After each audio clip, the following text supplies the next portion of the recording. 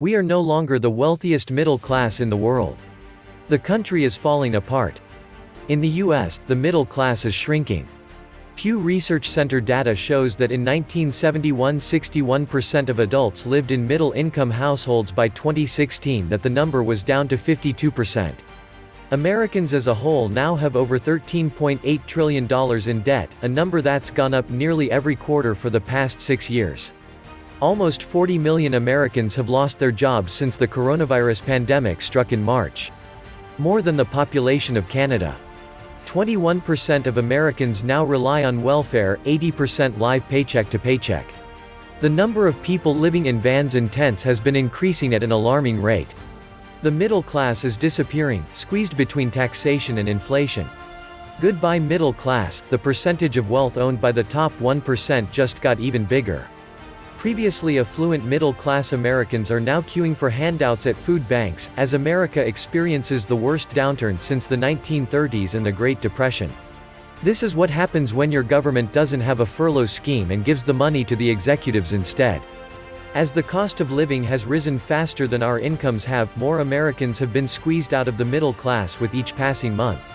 Credit cards, student debt with no degree, worthless degree, 10-year auto loans, Crimea River. The K-12 cartel has become a de facto stupid factory, stamping out worthless slugs. The majority have been forced to hand over their wealth to the state to fund their pension Ponzi. Pure socialism, and that pension Ponzi is a debt. There is no capital. The end result: wealth inequality, pensioner poverty, austerity, high taxes, lack of investment. If you're not prepared right now, it's too late. Wait till the food shortage starts after this year's harvest. The farmers were not able to plant, thus harvest yields are low and will continue to be low for years to come. Food riots are coming to a city near you. There is still time to plant veggies. Food shortages, fiat money is backed by food. New dumb serfs are born every minute. Future tax serfs will work for food and water. You trade your time for money. Read food, water, etc. Your time is up when you go broke, deep in debt, and/or can't work anymore. Of course, these opinions of mine are a bit obscure and don't apply to the wealthy. However, given that people work for more than the essentials, like food, clothing, and shelter, not working means no essentials, and though I oversimplified it with food, you'll understand better when the food supply gets disrupted. Venezuela understands this all too well, Zimbabwe does too. There are only two classes left in this country. Those who have enough in the stock market to make a difference. And those who don't. And the gap grows wider. Where is the fair return on savings? The good old USA has the worst wealth inequality in all countries. 3 people, Bezos, Buffett and Bill Gates, combined wealth is more than the combined wealth of 50% of the country. Absolute worst in the world. Even in India, it takes 9 persons. Proving the USA is even worse than India on the wealth inequality measurement. After the coming crash, reset, only a small percentage of people will have the resources, savings, knowledge to keep their own homes. Those with large mortgages will get smashed. Wealth will flow into a moneyed, property-owning class, which will be between 5 to 10% of the population. The rest of the population will never have the chance to own property or assets. They will have to live hand-to-mouth. At the minute, the hand-to-mouth class is roughly around 50 to 60% and growing every year. Let's say it grows at 3 to 4% per year, then within a decade this will come true. Sadly, this can't be stopped. Many people have already given up and now base their entire life on a hand-to-mouth, week-to-week existence. The youth see no future. Instead of rebellion like the punks of the late 70s, these downtrodden kids are happy enough to dodge reality by playing PlayStation or talking to imaginary friends on social media. The American neo-feudalism will be the logical conclusion of the American clan corporate capitalism, imposed by the USA in 1913. It is the giant sucking sound of our fascist government using corporate socialism to bleed the taxpayers to support the kingmakers. The upper class has already taken a good chunk out of the stock market. Now they're waiting to buy everything up cheaply after the crash. This depression will transform America beyond the obvious. Just wait until the Fed wants to inflate away the debt. The middle classes will disappear completely or be redefined as the 90% to 95% percentile.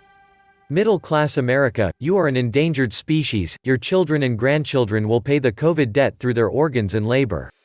We are less than a decade away from Soylent Green, and yet the ignorant masses come out every Thursday at 8 p.m. to clap and bang on their pots and pans. They are the dead men walking but are too stupid to realize it. Whilst they can't sleep at night through fear and spend their days praying to their God, the big government, to make it all better again. They are willing to line up in an orderly queue, keeping 6 feet apart, to be slaughtered by the same people in power they worship as gods. The middle-class private sector class was already mortally wounded after Clinton, Bush, and Obama. This is the final nail in the coffin and will eliminate the private sector and the American middle class. The only sector that has survived is the government employees who continued getting paid even while they were shut down. The USA will become more like China, where the brightest student fights each other for a government job instead of some private sector work.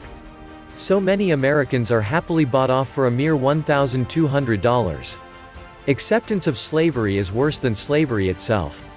Offshore accounts hide over half the wealth of the Uber class. We cannot compare the lower 99.99% to them.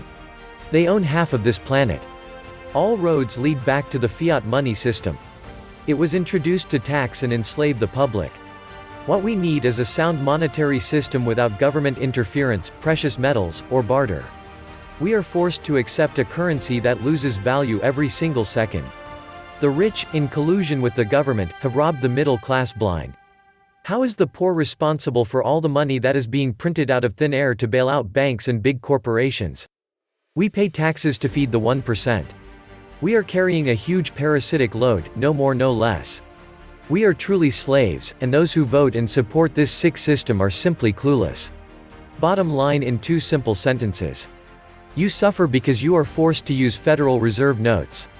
Your life sucks because the Fed and the Wall Street gang stole all the wealth of the nation with the help of the guys you vote for. Period. The Fed creates wealth for those with political power.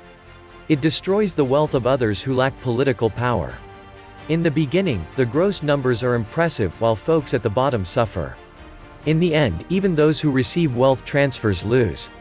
By the time the economy collapses, everyone has forgotten what caused the problem. It's called the American dream because it isn't real. The American dream no more. The American nightmare more like. The reason they call it the American dream is because you have to be asleep to believe it. Welcome back to the Atlantis Report. You are here for your daily dose of the truth, the full truth, and nothing but the truth. The middle-class family life and security have largely disappeared. The first cause is neoliberal globalization is something far less organic or evolutionary than many would like to believe.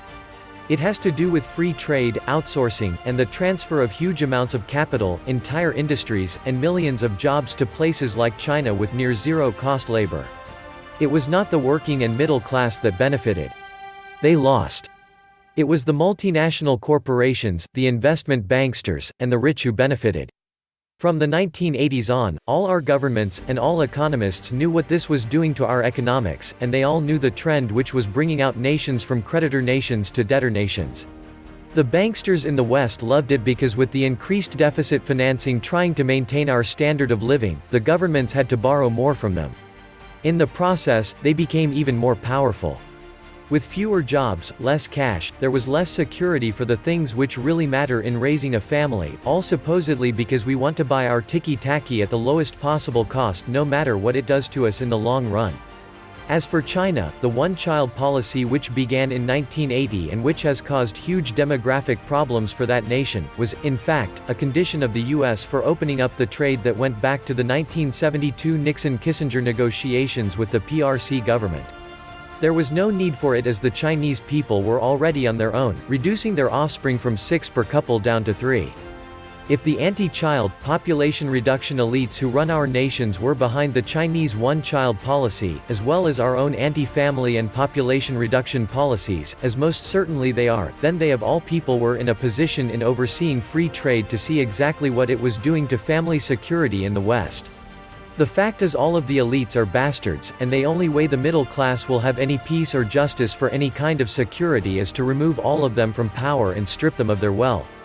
Since they deregulated banking and took off all the safeguards put in to prevent a 1930s-style crash, we immediately get 3 crashes in 20 years. We need to ban banking across state lines again, and Amazon needs to be broken into 50 independent pieces. The people that fled the renter status of feudalism by settling the New World became owners. The country that threw out George III was almost totally middle class because most people lived on farms and in homes that they owned outright. The foisting of the Fed was the destruction of a real middle class since inflation forced people to borrow from the banksters in order to build what they could do independently before. Property taxes are an abomination since it converts everyone into renters.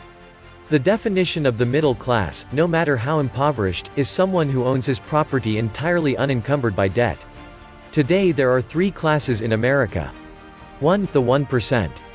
2. The middle class, which is 12% of the population, and actually making a living wage. 3. The new lower class, which makes 87% of the population. Globalized wage slaves with huge indebtedness. The middle and the poor get harvested, and the rich get richer. This was the real purpose of globalism. The best way to define the middle class is this: people in the middle class borrow money from banks, for houses, cars, etc. The lower classes can't borrow, and the rich do not borrow, except through corporate entities, which are actually quite legally distinct. Now, some bloke out there with a $10,000 per month mortgage certainly would say he is upper class. He is the upper middle, perhaps. The working class is what created the middle class. The educated working class was the upper middle. Now they're just all a bunch of debt slaves. The outward projection of the middle class looks good, but behind the scenes, it's living paycheck to paycheck. The only difference is that they're doing it in a nice house on the west side of town instead of a trailer on the south side down in the bottoms. The ceaseless rise of non-discretionary costs. Costs are rising at a ridiculous pace: property taxes, utility charges, and fees. The outflow is getting to be pretty heavy. It will be interesting to see who ends up naked when the next tide goes out. The elite feel you should be happy to have a job. You don't need savings or financial security. Now quiet down, and get back to work. Exactly, all by design to keep you slaving away while barely keeping your head above water. Same as it ever was. A roof over your head is also a luxury to the elite. Being middle class rather than muddle or upper class puts you at bigger risk from the government than either the rich who own the government or the muddles who really have no assets face. In 10 years, we'll have more government no matter who we elect, and it's the true middle class who will suffer from it. This was the Atlantis Report. Please like, share, subscribe. And please take some time to subscribe to my backup channels. I do upload videos there too. You'll find the links in the description box. You will also find a PayPal link if you want to make a donation. Thank you wholeheartedly to all those of you who have already donated. Stay safe and healthy, friends.